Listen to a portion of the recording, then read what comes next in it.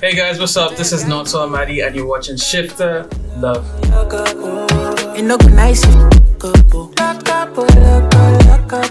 All right, yes, it is your boy KB, the boss from ShifterMagazine.com, and we're here with, I say, one of the brightest talents that Canada has seen in a long time. I'm talking about Nonso Amadi.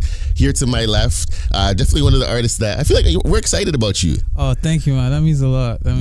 Yeah, we're very excited about you, and just from what we've seen so far, international talent, yes. Say man of the world, all that kind of stuff. But yeah, it's our privilege to be able to kind of sit with you and talk to you about the new project. It's an honor. I'm so happy to have you have me on this platform. Thank you so much for having me. Oh, no problem.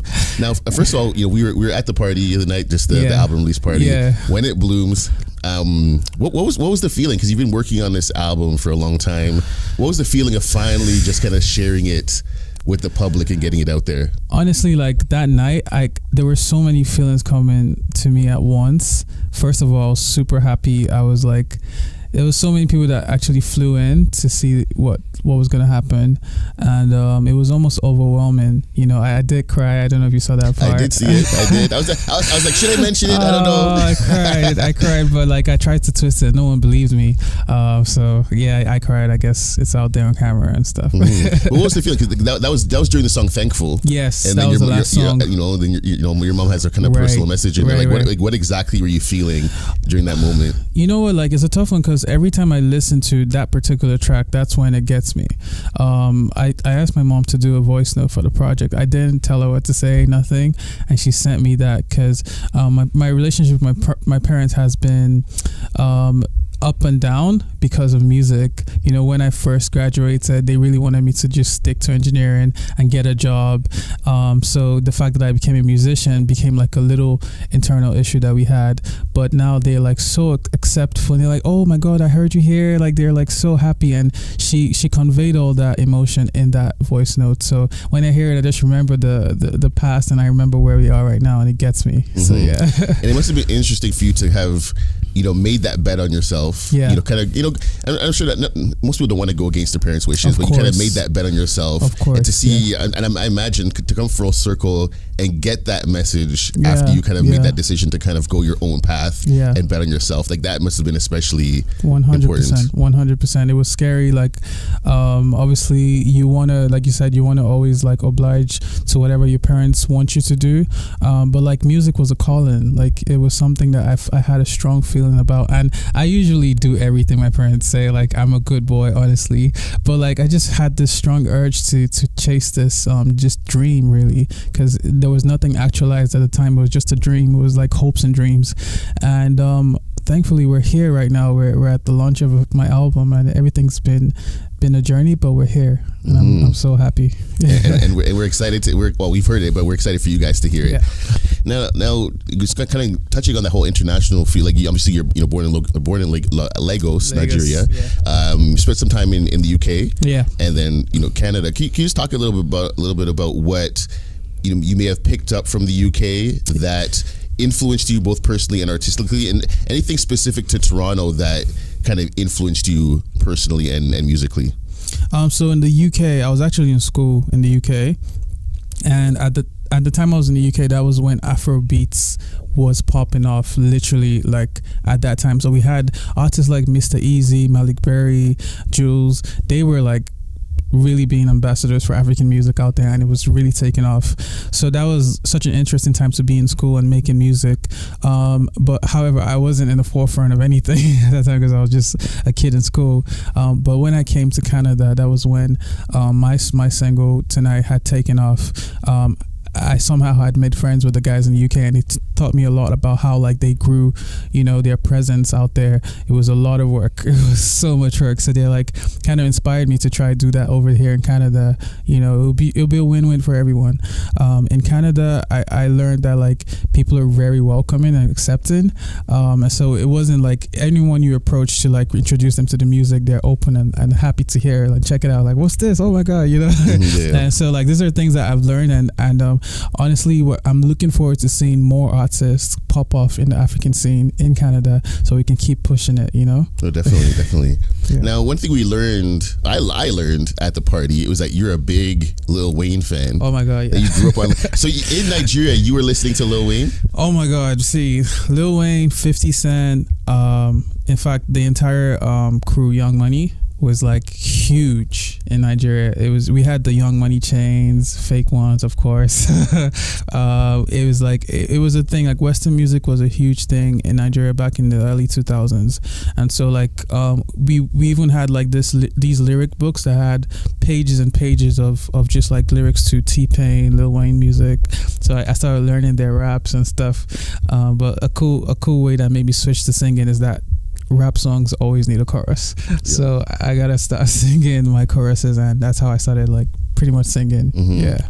So as a Wayne connoisseur, what would you say, like, what are your top 5 Wayne tracks of all time? You know, for you personally. I was thinking about this the other day. So Millie, of course, because he shouts out like Nigeria. I was gonna say song. Tougher than Nigerian hair. Tougher than Nigerian hair. Which one? There's one that he sings on. It's like a rock song. I can't remember the name of the song, but I was thinking about that song. It's like she hurts or something, like I can't remember, but that song is up there. And then which other one? Bedrock, which is like the entire Young Money. Put me onto Lil Wayne, put me onto Drake, put me onto Nicki Minaj, and everyone in the crew is fire. Lil Wayne, I'm trying to think now. So you're taking me back. You're taking me back. I gotta say 2 more. What's the name of the song? Oh wait, the one with Eminem. Pick the world up and I would drop it. Drop the world. I think. Name, but yes. And then the one with Kanye West and Drake. I forgot the name. It's all good. We'll put it at the bottom. Yeah. Are there any Wayne lyrics that you still know off the top of your head that you can still spit to this day? Can you give us maybe your favorite Wayne verse? My favorite Wayne verse, actually, this song, I completely stole the entire melody and I made my own song from it. So the song is called My Life, and it features The Game on it, I think. And I'm grinding until I die, and you ain't grinding until you die, and I'm crying my eyes wide, asking why you ain't taking my life. You're taking so many people around me. It's so deep. He's talking about his friends being lost and he's still alive. Like, why am I still alive? It's so deep. I was like, whoa. That's good. Yo, so are we gonna hear more like bars in the future? Or is that something we can expect? Like any like some Nigerian trap or anything like that? Yeah.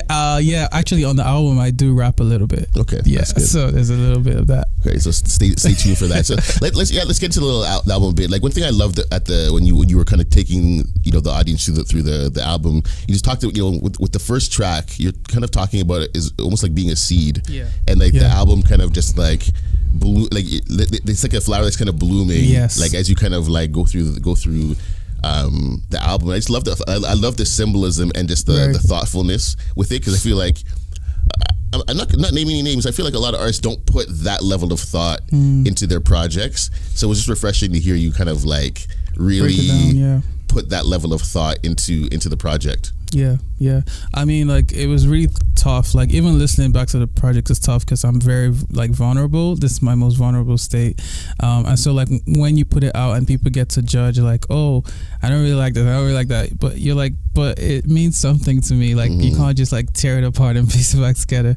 But that's the point of being an artist. Like, you have to go through that, but you also have to have like people around you that remind you of who you are and why you're doing this. It's very important for artists. Like, have good people around you that could remind you and show you the love that you need. So And what song is your personal favorite? Because artists, like, the song that the fans love may not necessarily be the one that you love personally. Like, what's your song on the project? That's a really tough question because I have favorites for different things, right? So like To Dance, Paper. I don't know if you saw, it's like dancing and grooving on this. Yeah. Paper is the one for that. But like Thankful is also a very dear record to my heart. Here For It is also dear to me. So there's different ones, Yeah. I remember like when the album was playing, it was like there were so many different sounds. Yes. It was just like Right. It was like no. I said to the person next to me, like, no song sounds like the next one. Right. It's like every single song has its own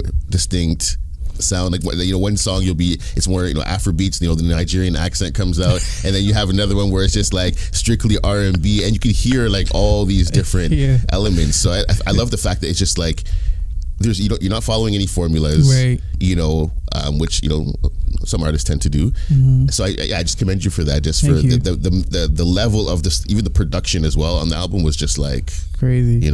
Thank you. I mean, like, it just speaks to everything I was talking about, like being exposed to Lil Wayne at such a young age, Usher, Aaliyah, Alicia Keys, and also like African music. So how do you piece all that into one project? Because that's what made me an artist, like those songs. So it's gonna have different elements. I also wanted people to feel like, oh wow, this feels like he's diverse, like he can do, if Future wants me on the record, it could work, but if Burna Boy wants me on the record, it could work. That's what I'm trying to like put out there, that like I'm an artist, I love to explore, and and you're a producer. I'm a producer, right? Because you're saying that you had, and it was for me like just hearing the level of the instrumentation. I was with somebody else who, my friend was a music nerd, and we're just sitting there like, just stink face. It was like the whole night we're just like, and I was looking around like, is everyone hearing this? Like, oh my gosh, Oh, you're a producer too? No, but no. I'm definitely not a producer, but just I appreciate. I play a few little instruments, Okay. here and there, but just the level of the instrumentation and the production was amazing. To know you actually had a hand in producing all of it was just like, it adds to like just the why you're such a unique talent. Thank you, bro. Thank you. So what are you hoping to kind of, what are you hoping just to, like, I think someone asked that question, but what's success for you when it comes to this album? Like, what indicators are you going to see that says, this was a success for me? If you asked me this question like 4 or 5 years ago, I would have been like, I want a Grammy so bad. And you remember the song on the project that talks about wanting a Grammy. But I've seen so many people that like I thought deserved Grammys that didn't win it. So for me now, it's more so like, I would love for as many people to hear it, and whatever we can do with the album in terms of like doing a show or doing like an event and taking that money to give back, that would mean so much to me. With the Hills thing, we were trying to do the Hills Foundation. We are trying to like take proceeds from music and repurpose that for kids that need education. So like that would be just mind blowing, because it makes the album a legacy project more so than anything. This When It Blooms album was the project that started Hills being able to do all these charity work around the world. So yeah. Did you have any trepidation about being away for 2 years? Did you any thoughts of like, oh my gosh, are people still gonna care that I'm here? Like, because taking 2 years off in today's music landscape is just like, it's risky. Yeah. The fact that you were able to take 2 years off and have people still care, I think speaks to, again, just the level of artist you are. But did you have any kind of trepidation about, oh my gosh, 2 years, are people gonna care? Like, am I still gonna be like, any kind of fear around that? Definitely. I was like super scared that like, what I was trying to do was novel at the time. Like, it was like I was making Afro-R&B music at the time where it wasn't like so common to hear that, and now it's like it's a bit more common. Like a lot of artists are doing that. So you're saying you're a pioneer. I was joking. Well, like you see that on some magazines and blogs, like in Nigeria, saying that I was at the forefront of that idea, but now it's not necessarily a novel thing to do.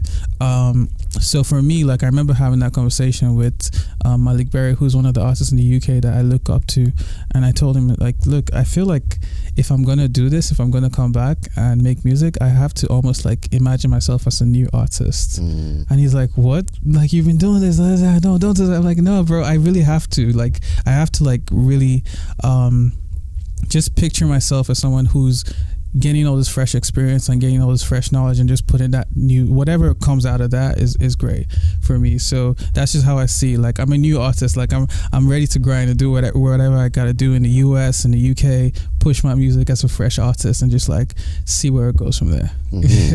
Well, I mean, I think I know where it's gonna go because I Yeah. think this again that night talking to people, like the people around were like, "Yo, this guy's gonna blow up." Yeah. We're like, this guy is going to blow up, and it was just like I think people I spoke to in the room were like, "Yeah, this is one of those guys." So Yeah. definitely, I think if any of us could predict, we definitely see you kind of Thank you, bro. out there, Thank you. going to the world. Any just before we go, just future aspirations, like where, like even say beyond the album, are there any like just some dream collabs, like Tems, Wizkid, I don't know, Drake, like any kind of just dream people you love to either produce for or just kind of like work with?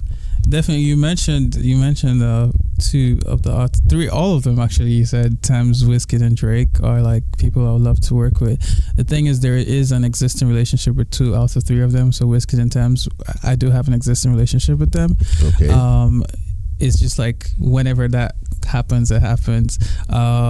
There's some newer like artists that I see even in the city here in Canada that are just like phenomenal. And in the UK, there's a group called Flow. That they make like nostalgic like R&B music, and I really like that.